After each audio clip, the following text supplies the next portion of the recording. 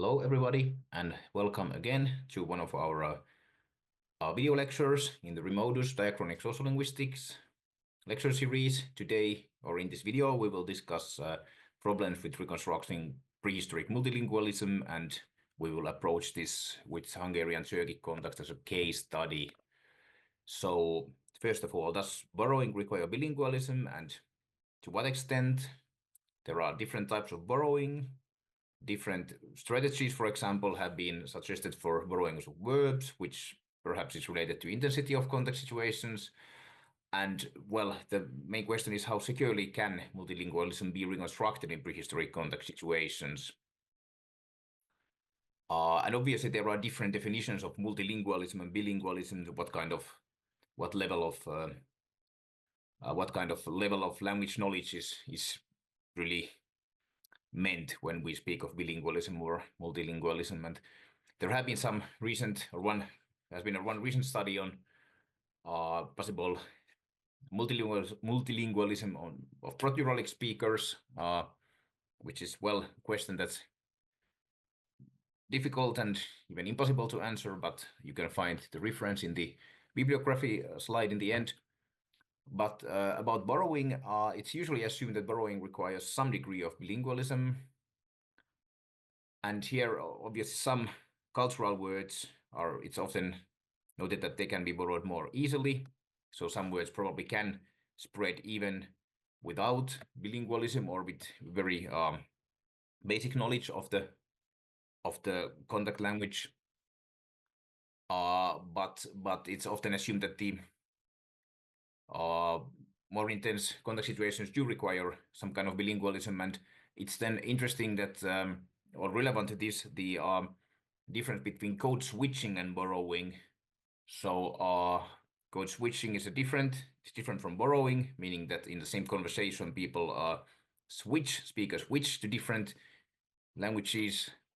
So they switch the code, so to say. So it's not like borrowing elements to the language, but just to switching language in the middle of a conversation, and it's well, this is something that it's very difficult to reconstruct in a prehistoric language context situation, and it's an interesting question whether more intense borrowing, whether it requires this situation where people have code switching, and does that lead to actual borrowing of those elements. So that's an interesting question, but very difficult to answer.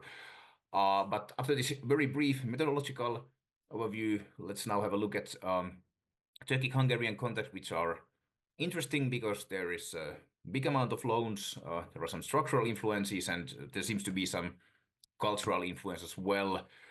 And well, recently much has been written about the contact between Hungarian and Turkic, and well, there is this book by Andreas Roonatas and Arpad Perta, West Old Turkic, where they assume that the donor language was this reconstructed West Old Turkic, but this is not accepted by all scholars, and there is a very interesting account on the sociolinguistic settings of these borrowings by Clara Sándor from a couple of years ago, and some other recent studies that you can see here, recent studies where issues relevant to sociolinguistics are discussed.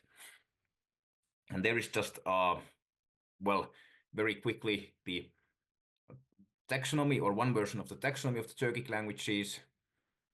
And this is, well, somewhat relevant for our topic today, as many of the old loans in Hungarians reflect this R-Turkic, so Ogur-Turkic type. But when and where did these contacts take place? That's a disputed issue, but in any case, the early context occurred before Hungarian speakers settled in the Carpathian Basin. And there are different layers of loans, and we are now interested in the earliest, so this pre-conquest layer, so to say, which is the biggest one, and which is really the prehistoric ones. The rest of the contacts occurred in the historical period.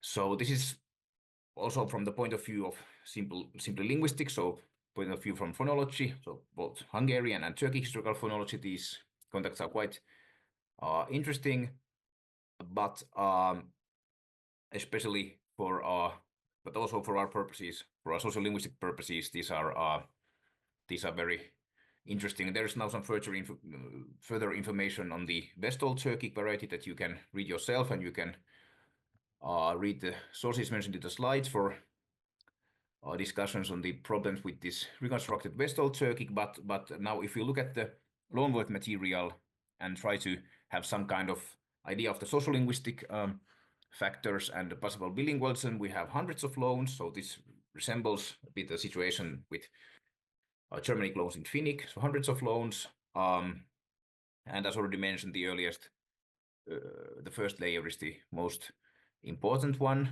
like number-wise and culture-wise.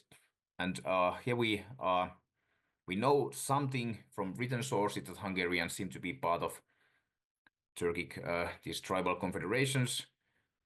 There are some, well, not sources written by Hungarians themselves at that period, but sources from other sources written in Greek, for example, in other languages, and then some medieval accounts which give some kind of, or later medieval accounts which give some kind of information of the earlier situation. And there seemed to be, the language contact seemed to be quite intensive. The words were quite central concepts, were borrowed. Well, the words mentioned here are actually more or less culture words, but all kinds of words related to different kinds of semantic spheres were borrowed. So here we have agriculture, viticulture, horticulture, different kind of animal breeding, fishing, falconry. But there are also social terms which are more interesting for us, and body parts, as we can see. And this is something where there is a debate whether these were borrowed to denote body parts of animals or whether these were borrowed to denote actually the body parts of human body parts that they denote in today's Hungarian. And a bunch of social terms, which at least tells of, well, seems to tell of intense contacts. Of course, it's then,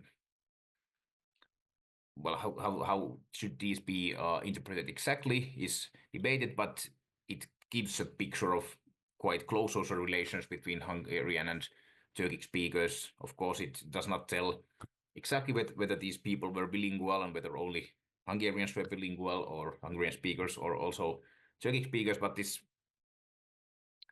gives us some kind of picture of the social relations. Some kinship terms, actually not that many, but some. The one in brackets seems to be a later loan.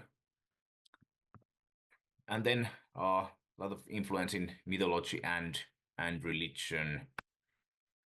And what is interesting for us are these calques, or which are called semantic copies by Ronatas and Perta. So there seems to be a bunch of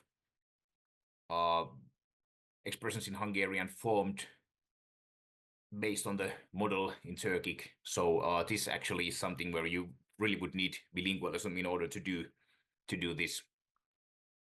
But not all of these semantic copies are that. Not all of the ideas that these Hungarian expressions or words are semantic copies from Turkic, they are not always, not all of these suggestions are plausible, because these are some like terhash, pregnant, so with burden, that's something that can be also independently formed, for example. And also, well, verbs, there are many examples of borrowed verbs, which, well, it has been assumed that verbs are borrowed only in more intense contact settings, and there is much recent literature on, well, recent and also less recent literature on verbal borrowings, but it's interesting to have a look at these strategies that have been used to accommodate verbs. So basically the Turkic verbs have been borrowed to Hungarian either as simplex verbal stems or as part of this ik conjugation. So that's different from later Slavic loan verbs, for example, which, well,